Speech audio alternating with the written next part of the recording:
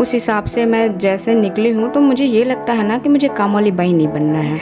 मैं ध्येय, मुखर, दृष्टि, उसके बाद मैं इजी क्लासेस गई। घर में बहुत सारी मेरी परीक्षाएं ली गई हैं। लड़के लड़कियाँ सब बराबर हैं मेरे मानने से। अगर लड़का कर सकता है, उसे अपॉर्चुनिटी मिलती है तो हमें भी मिलना चाहिए, क्योंकि हम कोई एलियन नहीं है, हम उन्हीं के जैसे हैं। हेलो एवरीवन, नमस्ते। स्वागत है आपका फिर से एक इंस्पायरिंग और इन्फॉर्मेटिव वीडियो में। आज हमारे साथ एक मैम हैं, इनसे हम बातचीत करेंगे। हालांकि ये अभी 2 महीना पहले ही आई हैं, तो मैं इनके साथ वीडियो इसलिए बना रहा हूँ कि 2 महीने में इन्होंने क्या करा है और कहाँ कोचिंग ज्वाइन करी है। तमाम क्वेश्चन होंगे, तमाम इनके सवाल होंगे। और सबसे बड़ी बात कि मैं मास्क पहना हूँ आज, और मास्क नहीं उतार रहा हूँ क्योंकि दिल्ली में बहुत सारे केसेस कोविड के लगातार बढ़ रहे हैं। तो आप जहाँ भी रहें मास्क लगा कर रखें, और 2 गज की दूरी बहुत है ज़रूरी, इस पर हमेशा वो रखें। और चैनल पहली बार आए हैं तो वीडियो को ज़रूर लाइक करें और चैनल को सब्सक्राइब करना ना भूलें। मैम, आपका बेसिक इन्फॉर्मेशन क्या है? मेरा नाम सुमित्रा है। मैं ग्रेजुएशन मेरा साइंस बैकग्राउंड से हुआ है, यूपी से, from girls degree college Paramhans. और उसके बाद मैं मूल रूप से गोंडा की रहने वाली हूँ, और मुझे दिल्ली में आए हुए मैक्सिमम अभी जब 15 तारीख आएंगे ना तो 2 महीने हो जाएंगे। मैम, इसके पीछे आपका मोटिवेशन फैक्टर क्या है यूपीएससी की प्रिपरेशन करने के पीछे? क्योंकि मेरा मानना है कि हम लड़कियां जिस बैकग्राउंड से आते हैं तो वहाँ पे उन्हें इतनी अपॉर्चुनिटी मिलती नहीं है जितना लड़कों को दी जाती है। और मैं जिस बैकग्राउंड से बिलोंग करती हूँ, मेरी जैसे फैमिली बैकग्राउंड है, उस हिसाब से मैं जैसे निकली हूँ तो मुझे ये लगता है ना कि मुझे काम वाली बाई नहीं बनना है। क्योंकि ये माइंड सेट हो जाता है ना शादी के बाद आपको ये सारे काम करने हैं, क्यों करने हैं। हमें भी वो हक मिलने चाहिए, हमें भी लोगों के बीच में आने का मौका मिलना चाहिए। हमारे अंदर भी क्वालिटी है, हम अपने आप को उन लोगों के सामने रख सकते हैं, हम वो इक्वलिटी ले सकते हैं। क्योंकि एक साइकिल जो होती है ना, उसके 2 पहिए होते हैं। अगर एक पहिया निकल जाए तो वो साइकिल नहीं चल सकती। इसलिए हमें सोशल को या फिर फैमिली हो या फिर किसी चीज़ को ना बैलेंस बनाने के लिए दोनों लोग को इक्वल जगह देनी चाहिए। तो मेरा मानना ये है कि इस वजह से मैं ये कर रही हूँ। तो मैम, जब आप 2 महीना पहले जब आप दिल्ली आई थी तो आपको क्या क्या दिक्कत हुई थी कोचिंग ज्वाइन करने में, कोचिंग सेलेक्ट करने में या फिर पीजी सेलेक्ट करने में? हाँ, मैं जब आई थी तो उसके पहले मैं अपने दादाजी के पास रही। मैंने दादाजी से बोली कि जब वो हमें यहाँ मुखर्जी नगर लेके आए, मैंने 2-3 मैं ध्येय, मुखर, दृष्टि, उसके बाद मैं इजी क्लासेस गई। कई कोचिंग में मैंने देखा और वहाँ के फैसिलिटीज़ देखे, तो मैंने फाइनली इजी क्लास में एडमिशन लिया। क्योंकि वहाँ की फैसिलिटी मुझे बहुत अच्छी लगी। वहाँ पे जो होता है ना कि आप जो भी पढ़ते हैं, अगर आप क्लास मिस हो जाए तो उसका वीडियो भी आपको मिलता है, आपको क्लास नोट्स भी मिलते हैं। आपको हिंदी में प्रॉब्लम है या इंग्लिश में प्रॉब्लम है, आपको दोनों लैंग्वेज में पढ़ाया जाता है, दोनों लैंग्वेज में आपको नोट्स दिए जाते हैं। ये चीज़ें मुझे बहुत अच्छी लगी।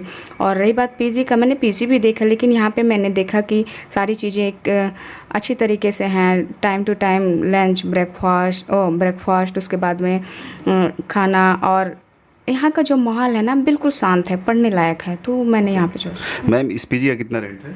इस पीजी का रेंट आपको 10,000 देने पड़ेंगे। और यहाँ पे आपको कपड़े धोने के लिए वॉशिंग मशीन, फ्रिज, उसके बाद में आप पंखा, इलेक्ट्रिसिटी, सारे चार्ज इसी में है। आपको 10,000 में सारी चीज़ प्रोवाइड होगी। तो ऑनर का जो बिहेव है कैसा? बिल्कुल अच्छा है, बिल्कुल फैमिली के जैसा। डजेंट मैटर वो आप मतलब मेन बात रखता है ना, आप जैसा एक्सेप्ट करते हो दूसरे से उसी तरीके से। लेकिन मुझे कोई दिक्कत नहीं लगी, यहाँ पे सब फैमिली जैसे लगते हैं। आपने ऑप्शनल सब्जेक्ट क्या चूज किया है? सोशोलॉजी। अच्छा, सोशोलॉजी आपने कहीं से क्लास लेना है, और आपने या फिर कहीं से लिया है क्लास आपने? नहीं, मैंने क्लास कहीं से नहीं लिया। मेरा तो बेसिक अभी मैं 2 महीने हो गए स्टार्ट किए हुए। उसके पहले मेरा साइंस बैकग्राउंड था, तो लेकिन मुझे सोशोलॉजी अच्छा लगता है पढ़ने में, क्योंकि मैं सब साइंस बैकग्राउंड से पढ़ रही थी। तभी मैं थोड़ा थोड़ा कभी मिलता था ना, मैं पढ़ती थी।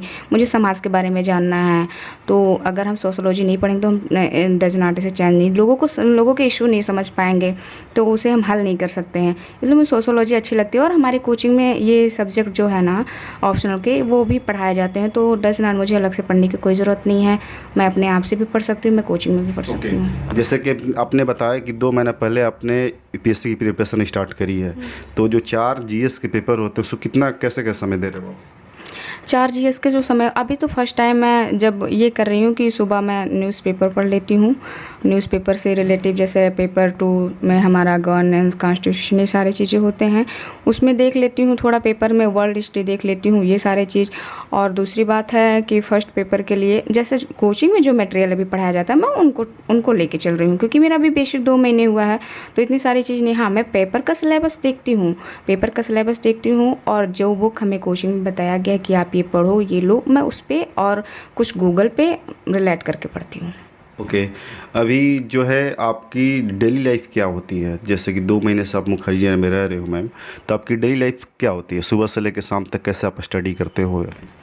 आप सुबह में मैक्सिमम मतलब बहुत ज़्यादा लेट हो गया तो 6 बजे मैं उठ जाती हूँ। उसके बाद में मैं अपना मतलब फ्रेश होके नहा धो के ब्रेकफास्ट करती हूँ। 8 बजे के बाद मैं 8 से 9 बजे तक न्यूज़पेपर कवर कर लेती हूँ, थोड़ा मोटा जो देखना होता है। उसके बाद मैं अपनी जो टीचर्स पढ़ाए होते हैं, क्लास नोट्स, ये सारे रिवीजन करती हूँ।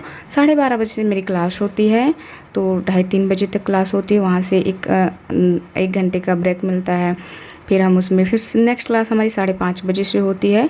तो वो सारी क्लास करने के बाद मैं शाम को जब लंच करती हूँ और डिनर करती हूँ, उसके बाद मैं 1 घंटे माइंड फ्रेश करने के लिए मैं अपना एक्स्ट्रा वर्क करती हूँ। जैसे गाने सुनना है, कोई चीज़ देखना है अलग, अपने फैमिली से बात करना है। उसके बाद मैं 2 घंटे पढ़ाई करती हूँ, मैक्सिमम 11-12 बजे तक मैं सो जाती हूँ। ओके।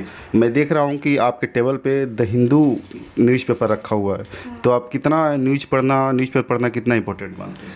मेरा मानना है कि अभी ये जो पेपर हो रहे हैं, जो डिमांडिंग है, वो 70% न्यूज़पेपर से कवर होते हैं। तो मोस्ट इम्पॉर्टेंट है न्यूज़पेपर पढ़ना, क्योंकि हर चीज़ें बुक्स में सारी चीज़ वही होती हैं, लेकिन एक न्यूज़पेपर ऐसा ना कि हमें डेली रूटीन पता चलता है, कब कहाँ क्या हो रहा है। इन चीज़ों से हम जब रिलेट करके पढ़ते हैं ना, तो वो बहुत ही ज़्यादा अच्छा हो जाता है। ओके। 2 महीने से आप मुखर्जी नगर में हो, और आपको कैसा लग रहा है मुखर्जी नगर का माहौल? कितना सेफ़ है गर्ल्स के लिए? इसके बारे में क्या कहना चाहोगे? बिल्कुल सेफ़ है। आपके ऊपर मैटर रखता है ना, आप अच्छे तरीके से हो, आपकी थिंक अच्छी है, तो आपको हर चीज़ें अच्छी दिखाई देंगी। बिल्कुल सेफ़ है। मेरा कहने का मतलब, हम जब पहले मैं ये सोच रही थी, दिल्ली नहीं आई थी, तो मुझे बहुत घबराहट थी, कैसे लोग होंगे दिल्ली, इतनी पॉपुलेशन इतना ज़्यादा है, और मतलब कैसे वहाँ पे, क्योंकि हम न्यूज़ में देखते रहते हैं ये क्राइम हुआ, ये हुआ।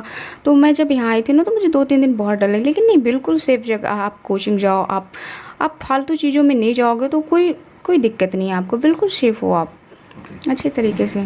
मैम, आपको जो आपके ऐसे और भी जो गर्ल्स एस्पिरेंट है इंडिया कोने कोने से आपको सुन रही हैं, तो उनके लिए आपका क्या मैसेज है? उनके लिए मेरा ये मैसेज है कि अगर आपके ऊपर अपने आप पे कॉन्फिडेंस है कि हम ये चीज़ कर सकते हैं, तो दुनिया की कोई चीज़ आपको नहीं रोक सकती। आप कहीं भी हो, आप आइए, क्योंकि मुझे यहाँ आने के लिए मेरे मम्मी पापा को मुझे बहुत इनकरेज करना पड़ा। मैं हमेशा ऐसे एग्ज़ाम दी हूँ, क्योंकि घर में बहुत सारी मेरी परीक्षाएँ ली गई हैं। उस माहौल से निकलने के लिए, उस सिचुएशन से मैंने बहुत सारी परीक्षा पास करी है यहाँ आने के लिए। फाइनली अभी तो मेरे लाइफ का सबसे मेन एग्ज़ाम बाकी है, UPSC। लेकिन होता है ना, आप छोटी परीक्षा जब पास करते हैं तो एक पॉजिटिविटी आपके अंदर आती है, आप हर चीज़ करेक्ट कर सकते हैं। बस मैटर नहीं रखता आप किस बैकग्राउंड से हैं, कैसे हैं, आप हिंदी से इंग्लिश से हैं, आपकी आर्थिक स्थिति नहीं, आपके अंदर ये होना चाहिए कि हम ये कर सकते हैं। और लड़के लड़कियां सब बराबर हैं मेरे मानने से। अगर लड़का कर सकता है, उसे अपॉर्चुनिटी मिलती है, तो हमें भी मिलना चाहिए, क्योंकि हम कोई एलियन नहीं है, हम उन्हीं के जैसे हैं। ओके। तो मैम, अगले साल आप शायद अपीयर होगे? जी बिल्कुल। ठीक है ma'am, thank you so much मुझसे बात करने के, प्रेशियस समय देने के लिए। अगले साल के लिए आपको ऑल द बेस्ट। सारे लोगों से मैं कहना चाहूँगा कि मैम के लिए all the best comment box में ज़रूर लिखें, और वीडियो को लाइक करें, और चैनल पे पहली बार चैनल को सब्सक्राइब करना ना भूलें, क्योंकि इससे मुझे मोटिवेशन मिलता है। और हाँ, एक सबसे रिक्वेस्ट मेरी ये है कि कोरोना फैल रहा है, कोविड फैल रहा है, दिल्ली में अभी कोचिंग इंस्टीट्यूट बहुत कम ही ओपन हुए हैं, तब जहाँ भी हैं सेफ़ रहें। बाकी जब स्थिति सामान्य होगी तो फिर आप दिल्ली आ सकते हैं, या फिर आम लाइफ जी सकते हैं। वीडियो को देखने के लिए बहुत बहुत धन्यवाद।